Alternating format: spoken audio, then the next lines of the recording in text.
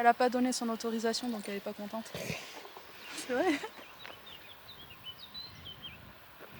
Tu peux filmer le magnifique canon à eau, peut-être. Regarde, c'est poétique. Ça représente le jet créatif, tu vois, qui vient en flux, mais en circularité aussi. Ce qui est fertile et ce qui ne l'est pas. Là, c'est mon mauvais profil, tu vois. Bonjour à tous. Alors, le projet dont je voulais vous parler et que j'ai teasé hier ou avant-hier, ça dépend quand est-ce que KissKissBankBank valide mon projet, c'est celui de faire un magazine littéraire. Qu'est-ce qu'un magazine littéraire?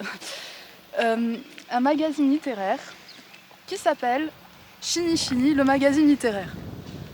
Chini Chini, le nom peut sembler un peu absurde comme ça, mais l'idée m'est venue, au début je cherchais un nom un peu plus classique, type Papyrus ou un truc comme ça, mais je trouvais que ça faisait un peu années 90, c'était un peu vieillot.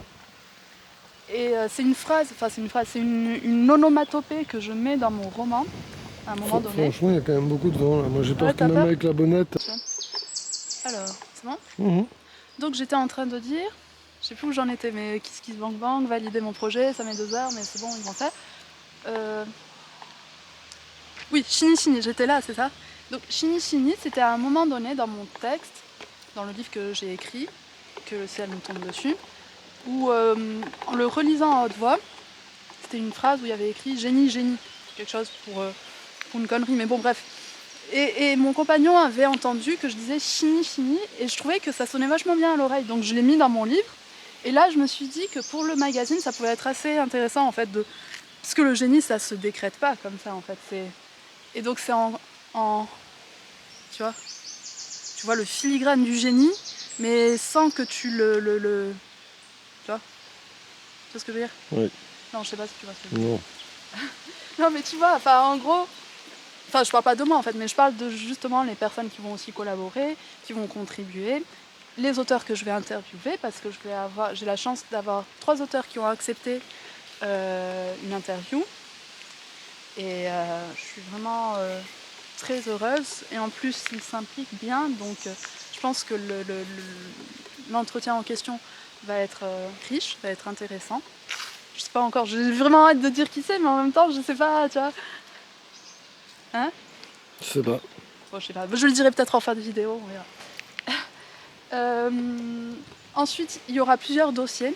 Je voulais quelque chose en fait qui soit un peu contre-culture, prendre à contre-courant. Le thème sera quand même la rentrée littéraire, puisque j'aimerais qu'il sorte le 15 août, juste avant les premières sorties. Et je voulais vraiment que ce soit à contre-courant de la promo habituelle. Donc il y aura des articles de fond qui vont plutôt analyser la promo, comment on fait de la promo en 2023. Vraiment le côté un peu financier, le côté un peu enjeu d'argent, que la culture a tendance à mettre sous le tapis.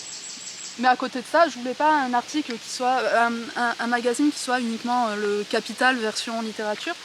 Je voulais aussi un magazine qui parle de littérature avec des angles intéressants. Par exemple, je vais faire un article sur le chien en littérature, un article sur une autrice oubliée qui est Cécile Sauvage, des articles sur l'auto-édition et un peu voir quel est le business model des grands noms de l'auto-édition, avec ChatGPT, Fiverr pour les prêts de plumes, ou je sais plus c'était quoi le troisième truc.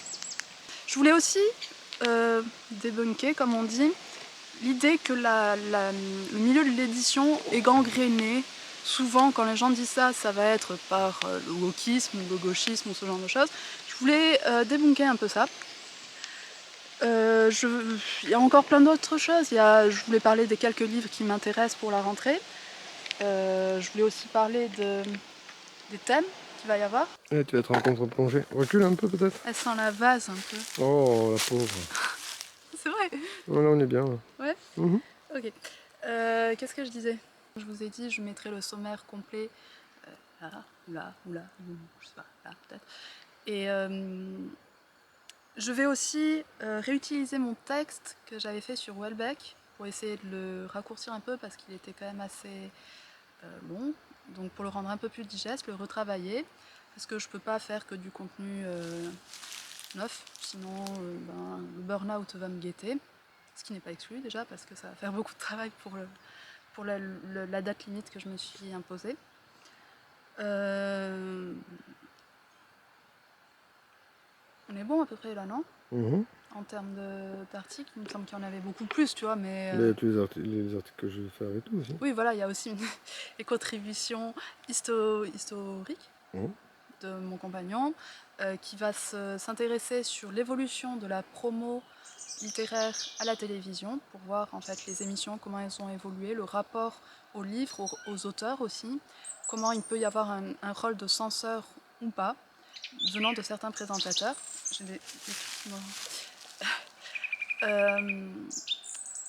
Et aussi, il va s'intéresser au procès de Flaubert sur son roman Madame Bovary. J'attends que le vélo il passe. Bonjour.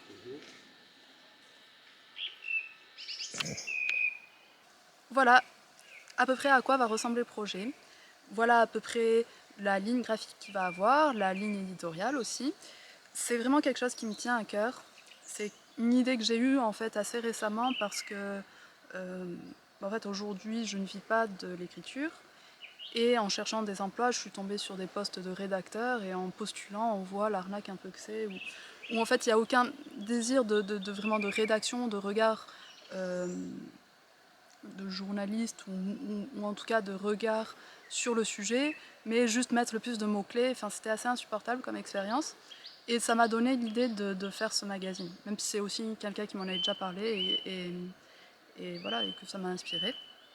Le problème, c'est en fait que ce projet ne peut pas être viable à 100% sans votre aide. Ou alors je passe par Amazon, sauf que j'ai de moins en moins envie de passer par Amazon, encore plus quand le projet dépasse ma propre personne. Là, en fait, j'ai pas envie que les auteurs qui me font confiance, on puisse leur reprocher ça alors qu'ils n'y sont pour rien. Donc j'ai envie de passer par un imprimeur et c'est pour ça que j'aurais besoin de votre soutien. J'aurais besoin exactement de 800 € pour pouvoir faire imprimer 100 exemplaires pour commencer. Donc j'ai ouvert un compte sur KissKissBankBank, qui est une plateforme collaborative, de soutien, quoi. Comment ça s'appelle Crowdfunding. Ouais, de crowdfunding, pour ce projet de magazine, avec deux contreparties, récompenses.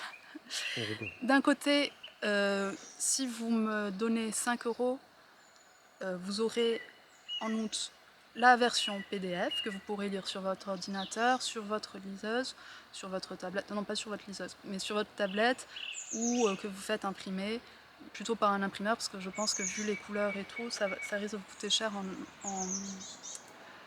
en encre, tout simplement. Et l'autre contrepartie est de 20 €, et là, je vous enverrai le magazine en format papier.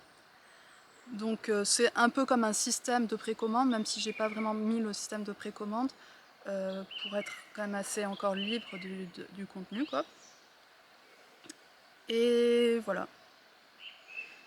Donc Tu peux dire le prix du magazine par la suite. le prix du magazine après par la suite sera autour de 14 €, 14,90 €, et le format papier, non, le format PDF sera autour de 5 €, quelque chose comme ça.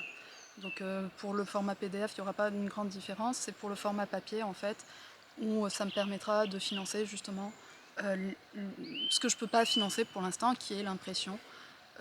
Parce que bon, je ne sais pas si vous le comprenez plus ou moins, mais aujourd'hui, moi, j'ai pas de salaire, j'ai pas d'aide, je vis ni de chômage ni de RSA. En fait, on vit sur un salaire avec mon compagnon. Et voilà, en tant que créateur de contenu, je suis très peu rémunérée. Mes livres ou la maison d'édition que j'ai créée me rapportent qu'une centaine d'euros par mois. Voilà, donc déjà pour le quotidien c'est peu viable, mais quand on a des projets qui nécessitent un investissement, c'est quasiment impossible. Et je trouve que c'est dommage parce que finalement il n'y a que les personnes qui ont déjà un peu les enfiles qui peuvent arriver à faire ce genre de choses. Et voilà, si vous voulez donner une chance aussi à un magazine qui serait un peu à contre-courant des magazines qui se font sur la littérature, qui sont beaucoup très promotionnels en fait. Je pense à Lire Magazine, moi quand j'étais abonnée à un moment à ce magazine, j'avais l'impression que c'était que des rubriques pour donner envie d'acheter les livres, qu'il n'y avait pas vraiment de rapport critique, ou alors à peine, et je trouvais que ça faisait très catalogue finalement, et pas beaucoup, je trouvais que c'était pas très intéressant. Et voilà. Et après, en plus, si vous m'aidez, si le magazine fonctionne, si je vends peut-être plus d'exemplaires que ce que j'imagine, ça pourrait me permettre... Oh, on va voir. Ça va? Ça pourrait me permettre... Pourquoi tu fais ça, toi? Qu'est-ce qu'il y a? Elle veut que vous me souteniez.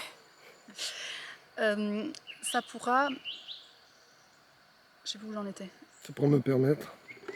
Oui, ça pourra me permettre pour le prochain, peut-être d'envisager une diffusion, des choses en librairie ou en maison de la presse, qui pourraient avoir un plus grand écho, quoi. Même si j'aime bien l'idée en fait que ce soit un truc un peu contre-culture, qu'on se file sous le manteau, ça me dérange pas en fait que ce soit pour l'instant quelque chose d'assez confidentiel. Voilà. Donc, j'espère que vous pourrez m'aider. J'espère que ça va être viable. Sinon, je pense que la version papier va être difficile à sortir. Pour ce qui est des auteurs, donc, Mohamed M. Bougarsar a gentiment accepté de m'accorder une interview, ainsi que Joy Majdalani. Pour la troisième, pour l'instant, tant que ce n'est pas encore confirmé à 100%, je ne dévoilerai pas son nom. Et voilà. Donc ce sont deux auteurs dont j'ai déjà parlé dans des vidéos, dont j'ai déjà fait des critiques sur Babelio. Si je leur ai demandé, c'est parce que j'estime leur littérature, tout simplement. Je sais pas pourquoi je dis tout simplement, mais je les estime. Je me vois pas en fait interviewer Nathan Dever ou Amélie Nothomb. Même Amélie Nothomb, si je me dis que ça me ferait beaucoup de ventes, je veux vraiment en fait donner la parole à des auteurs qui ont un rapport à la littérature que je trouve intéressant. Donc, je veux pas que ce soit, comme je disais pour d'autres magazines, quelque chose de uniquement promotionnel. Donc ce ne sera pas juste parler aussi. Quand je parlerai de livres, là je quitte le cas des auteurs, il y aura un regard critique dessus. Et donc pour des prochains livres, pour des prochains exemplaires, je veux dire, il y aura peut-être aussi des nouvelles chroniques, ce genre de choses. Pour l'instant, j'ai refusé d'utiliser beaucoup de chroniques parce que je me dis que comme vous y avez accès via Amazon, ça sert à rien, pas via Amazon, via YouTube, ça sert à rien de faire une version papier pour l'instant, sauf pour celle de Welbeck qui m'a demandé énormément de travail et que je pense qu'elle est intéressante et qu'en plus si je la retravaille, ça pourrait l'être encore plus, être encore plus pertinent. Peut-être qu'on peut continuer. Si l'interview d'une personne qui a fait un stage chez Actes Sud, j'avais envie d'une rubrique qui s'appelle Les petites mains du milieu du livre pour montrer des emplois ou des personnes qui contribuent au livre qui ne sont pas forcément autant en lumière que les éditeurs ou les auteurs. Je trouvais que c'était quelque chose d'intéressant. Je pense que j'ai fait à peu près le tour, oui, comme tu dis. Voilà, je vous remercie de m'avoir regardé. J'espère vraiment que vous me soutiendrez. Ça fait un peu je demande la quête, mais en même temps, c'est pas uniquement pour moi, c'est aussi pour que le magazine survive. Bon, donc c'est aussi un peu pour moi, mais c'est quand même pour que le magazine survive parce que je crois pas. J'avais parlé des prix à peu près des papiers. Enfin, en fait, la marge que je vais me faire sur chaque exemplaire est assez fine, ne va pas me permettre d'en tirer un revenu. Mais alors pourquoi tu le fais, me direz-vous? Non, un petit ça va me pouvoir me faire dégager un petit revenu. Mais... Oui, mais non, c'est même pas sûr. Parce qu'en fait, il faudrait en vendre des milliers, je pense, pour que ce soit intéressant. Oui, Quoi. oui, bien sûr. Puisque j'ai une marge d'entre 4 et... T'avais dit combien? Entre 4 et 6 euros. Entre 4 et 6 euros, quelque chose comme ça. Si j'en vends 10, ce sera entre 40 et 60. Si c'est 100... Enfin, bref, ça va être très, très humble, quoi, comme rémunération. Mais je trouve que c'est intéressant parce que, même pour moi, pour me faire la main, c'est quelque chose que j'avais jamais fait, en fait. Et rien que de réfléchir au sujet des articles, à quel angle n'a pas déjà été fait 1000 fois, que ce soit à la télé, dans la grande librairie, ou voilà, dans Lire Magazine ou ce genre de truc.